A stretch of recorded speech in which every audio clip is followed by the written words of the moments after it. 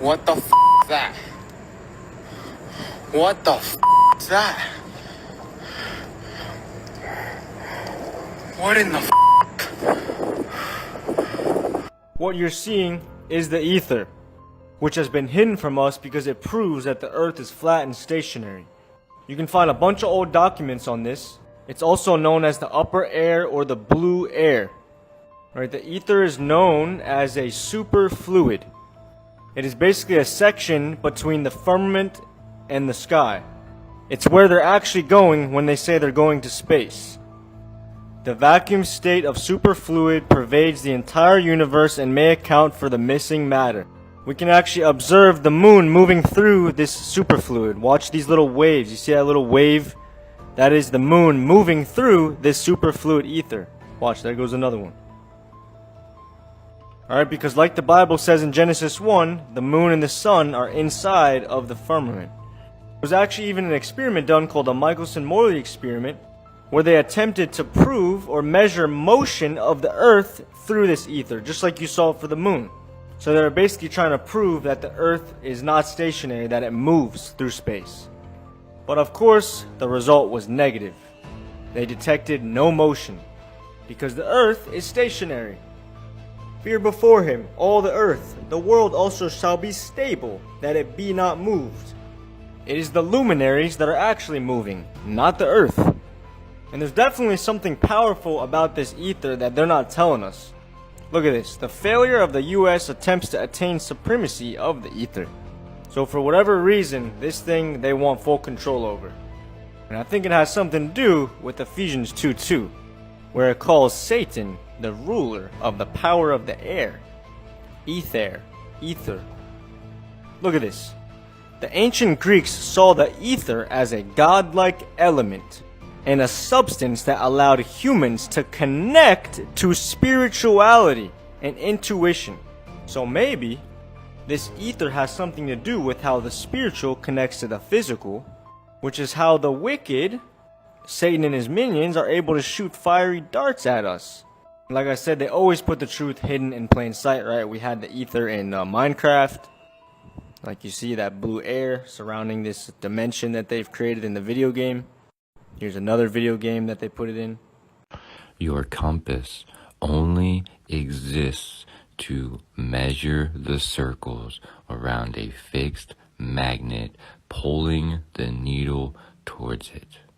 That is how navigation works. That's how your compass works. It doesn't work with two magnets because it measures semicircles around a fixed magnet pole.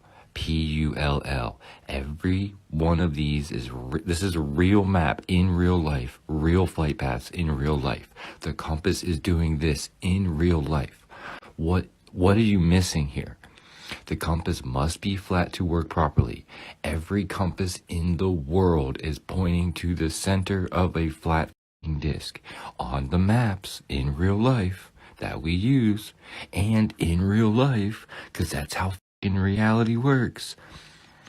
The iron filings line up with the latitudes. The compass lines up with the latitudes. Everyone's compass points north. North is the source attraction that is pulling the compass needle, as demonstrated by the experiments. It can't be anything else. It can't be anything else. It literally points to every single one of the things shows that. When I put my red compass needle near the end of a bar magnet that's hanging, guess what? It rejects it because both ends of a magnet reject and pull.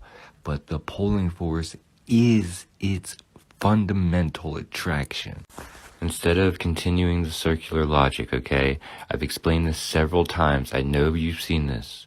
The magnetic field has one fixed pulling direction. That's why your compass needle can be stamped with an N. The coordinates you're referring to are the Cartesian coordinates I've been referring to for cylindrical navigation, because east and west is like a clock. According to Earth maths, or globe maths, whatever you want to call it, the Earth should curve. Every 3 foot, it should curve 6 foot. which works out at 8 inches per mile squared, apparently, right? But that is not what we see in reality. That would be this. Like, do you feel like you're constantly falling down a hill like this guy? Unless you're at the very top of the globe, you'd always just fall off into space if we lived on a globe of that size. And gravity wouldn't have kept him on because gravity is just a theory. This is reality.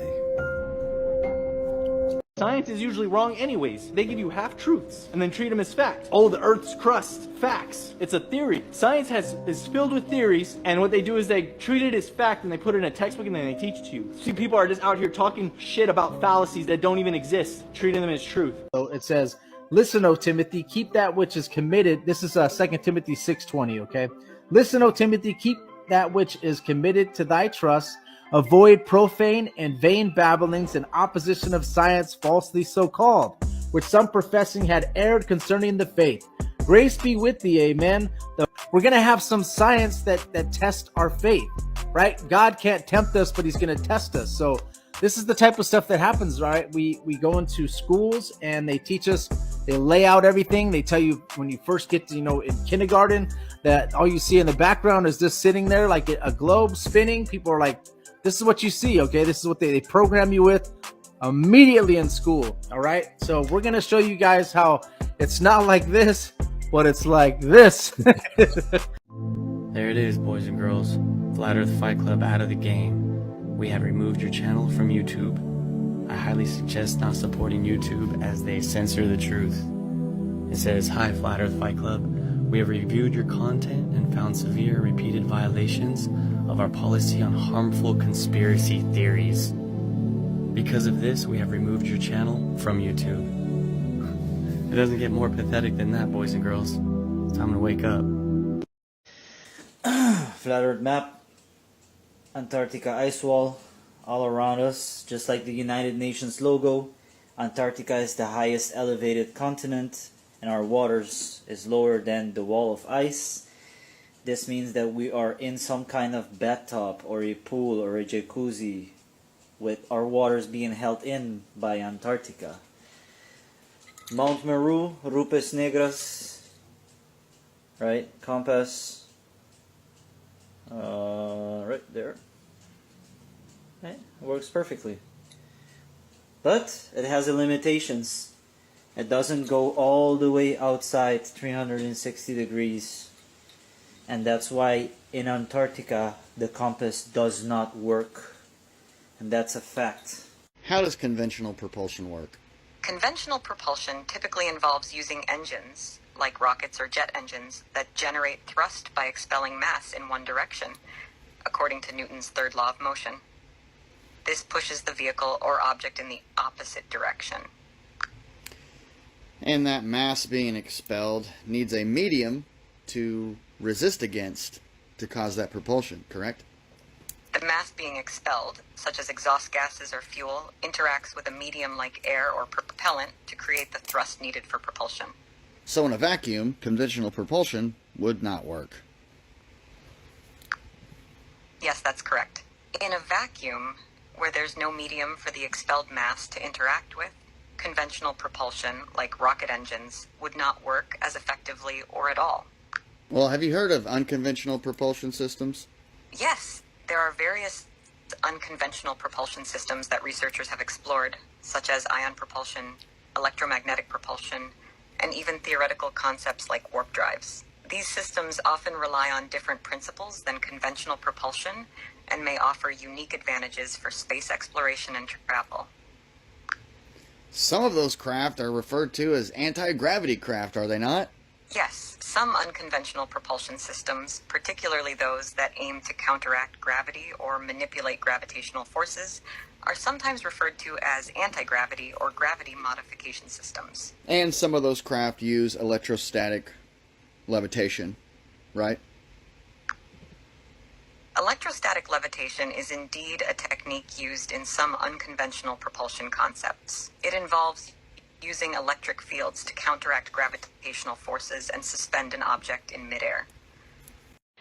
Say hello to my little friend. Antarctica sky ice. Love it. NASA, why y'all out here playing in everybody's face when y'all know it's sky ice up there? You know, they say, okay, that somebody tried to drill into it and it healed itself like a wound. It's very much alive, and it also has a brain. I'm sure of it. You know, when God said he created the firmament, that is exactly what he did. The stuff you will find out while learning about flat Earth is amazing. Amazing. You know, these countries can't agree on jack shit. But the only thing they can agree on is, y'all don't need to go to the ice wall. You know, no wonder Werner von Braun, the father of NASA, and Walt Disney's bitch punk ass were out there trying to make deals, shady deals now, to keep us all from going. I mean, why else would a psalm about the firmament be left on the man's headstone? All I can say is he was feeling some type of guilt to leave it there. I mean, this picture is a pretty picture, but can you imagine what sky ice looks like in real life? All I'm saying, and hear me out, if it can heal itself, it has a brain. Being a flat earther is so freeing. I mean, the knowledge. I mean, I am a knowledge junkie. You know, it's a lot of evil going on in the world right now, but God was smart enough to create sky ice. I mean, if that doesn't make you trust him, nothing will. Nothing. I have literally been watching old NASA videos where the bug, you know what I'm saying, with the mice and all that. It is hilarious that people still believe that shit. You know, and they call us crazy. I mean, you know, who really needs a straitjacket more? I mean, did NASA and Elon and all them not think that God didn't make plans for them? He saw them coming a mile away. Alright guys, to tell you this, Antarctica is actually not a continent. They have been deceiving us this whole time to think that Antarctica is a continent or a mysterious continent. But it is not. It's actually an ice wall. Actually, Antarctica is an ice wall boundary that keeps the water in. And I'm sure you know these pictures of ice wall and Antarctica pictures and stuff like that, right? It also states in the Bible. You all must be seeing this mysterious ice wall and think that it's in Antarctica. But I'm going to show you guys. It's also in the Bible. Alright guys, it also states in the book of Proverbs chapter 28, 27 to 29. I was there when he sets the heavens in place, when he marked out the horizon on the face of the deep. And deep means oceans. When he established the clouds above and fixed securely the fountains of the deep. When he gave the sea its boundary, so the waters would not overstep his command. And when he marked out the foundations of the earth. You see? So guys, look, referring back to the verse. That's the ice wall, and that's the ocean. It gave the sea its boundary, so the waters could not overstep its command. Now you guys get the picture, right? It's actually, they are referring to the Antarctica as the ice wall. It keeps the waters within the world. Even the map of the United Nations has an ice wall. Can you guys locate any Antarctica inside this globe? No, because actually it's the ice wall. That's the ice wall. They know the truth, but they are just deceiving us. See? Okay, if you need more proof, go to Google Earth and tap the measurement tool and measure the landmass of New Zealand. You see, it gives a perfect square and then it gives the measurements. But if you go back to Antarctica and try to get its landmass, and when you do the perfect circle, boom. See? It's actually an ice wall. Did you guys know that the actual round world map that we see, it's actually not a photo taken from the space, or the NASA says that it's taken from the space, right? I'm gonna show you guys. It's not a photo. They created it. They made it up to make us believe that it's a photo taken out from the space. So we all know that the famous picture that NASA took on space that claims that the Earth is round is this one, right? The blue marble. They claim that they took this picture. The blue marble is a photograph of Earth taken on December 7, 1972 from a distance of around 29,400 kilometers from the planet. Well, that's strange. The guy who actually designed the CGI photo of the blue marble. So you guys see, Robert Simon, aka Mr. Blue Marble. That's the guy. And that's the background of how he did this design. As you can see, the hard part was creating a flat map of the Earth's surface with 4 months of satellite data. 4 months of satellite data. Rito Stockley, now at the Swiss Federal Office of Meteorology and Climatology, did much of this work. Then we wrapped the flat map around the ball. They wrapped the flat map around the ball. My part was integrating the surface, clouds, and the oceans to match people's expectations. You see, people's expectations of how Earth looks from space. That ball became the famous blue marble. Guys, it's all there. You guys can go search it up and read it yourself and prove me wrong. Okay, you see, that's how they did it. The CGI photo. Antarctica is just ice wall around us. Even this guy, the founder of NASA, the founder of the NASA company that now currently they are saying that they are traveling to moon, back, forth, what's not. This guy, even on his tombstone, he believes that the Earth is flat. You see, on his tombstone, he died on 1977. He was born on 1912. He quoted a verse on the Bible, Psalms 19, verse 1. One bronze modest grave marker refers to one of his favorite biblical passages. The heavens declare the glory of God, and the firmaments show his handiwork. Confirms it, right?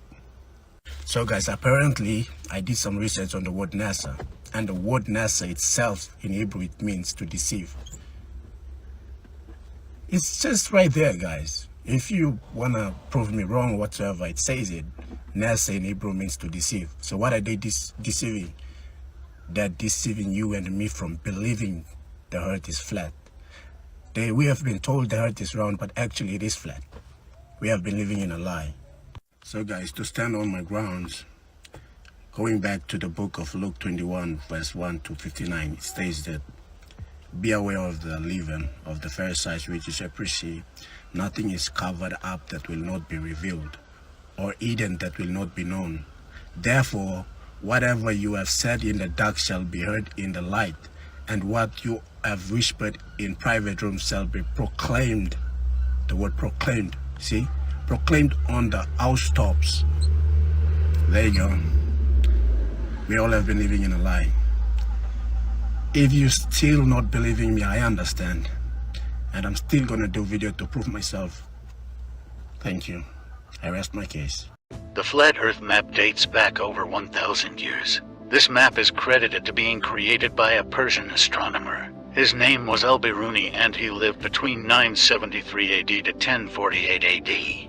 It's the official map of the United Nations and also the United States Geological Survey. It used to be present in many places before the creation of NASA and the Antarctic Treaty in 1959. Here you see it with Admiral Byrd. This map has been restored by Dmitry from Russia with suggestions of mine, Eddie Alenkar. Known by my YouTube channel Flat Earth Banjo, I asked Dmitry to include the Bermuda Triangle and Point Nemo, a place deep in the Pacific where NASA buries rockets. Then Robert Tozzi, a professional mapmaker, came along and enhanced the map even more.